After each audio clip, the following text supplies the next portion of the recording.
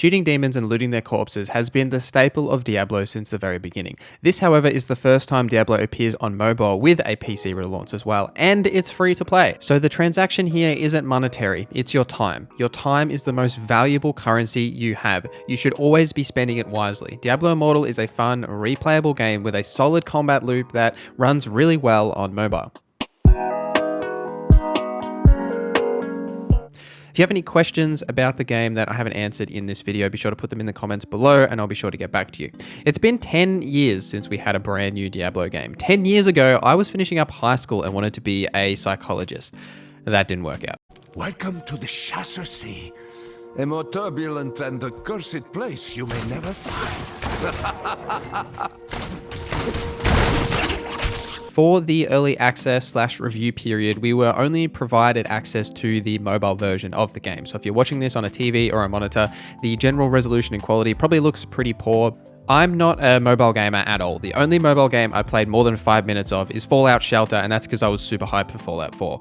I was pretty skeptical about the mobile experience as a whole, but while playing on the tiny screen of your phone, it looks really good for what it is. I have a Pixel 6 and played with the graphics set to high, and there is a lot of customization in the graphics settings, which I definitely appreciated, and it's a lot more than you would expect from a typical mobile game. Plus, there is a 30 FPS and a 60 FPS mode. The 60 FPS mode is significantly smoother than 30, and I really enjoyed my experience once I bumped up that setting and it made it so much smoother.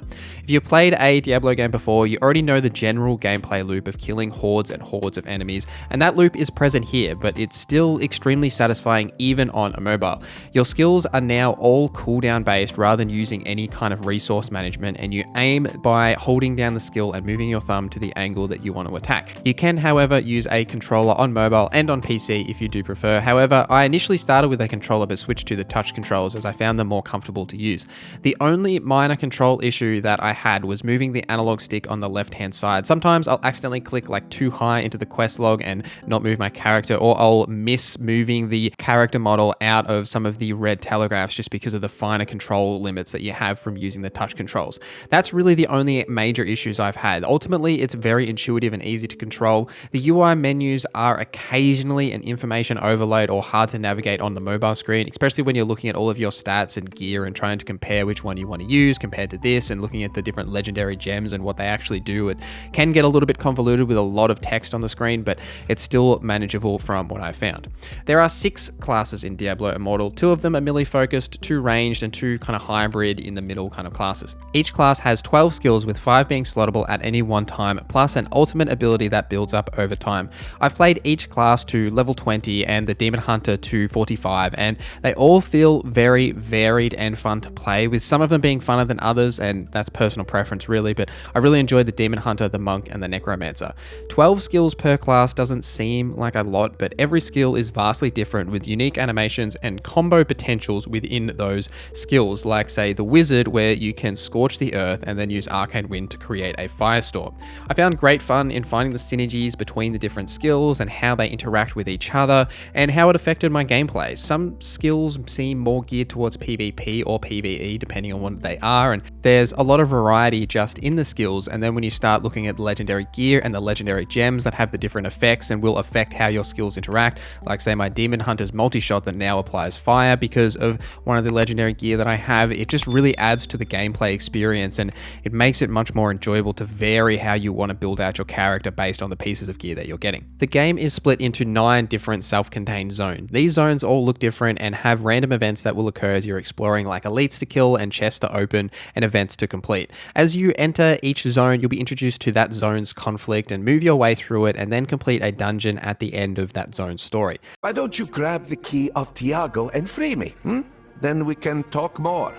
The dungeons are repeatable afterwards as well and can be completed in groups, and after that you'll head back to Westmarch and move on with the next zone if you meet the level requirement. At about level 30, these zones start being gated by a certain level requirement, which means that you'll need to complete other content in order to level up. And the options here in order to level up really come down to 2 things. The bounties, which are short quests that will make you kill a certain amount of enemies or collect resources from them from some of the zones that you've already been to, or the Elder Rifts. The Elder Rifts are randomized dungeons that'll take about 5 minutes to complete, with challenge rifts being the harder version with leaderboards. These rifts will net you runes and legendary gems, and they can be modified modified with quests or legendary quests to make them harder and increase the rewards that you get at the end.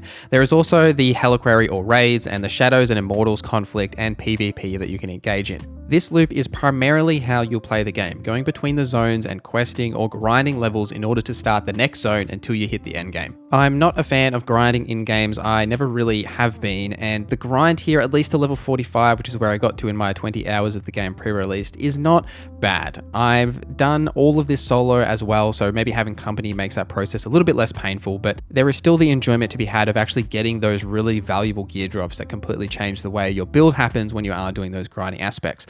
Now, you might think that the grind is to get you to spend money, and maybe you're right, but from what I can tell, you can't buy XP gains or XP directly. So being free to play, the microtransaction shop is going to be a big area of concern. Currently on the store, you can buy legendary quests, which are used to modify the Elder Rifts, increasing the chance of better rewards, specifically getting legendary gem drops as well as runes.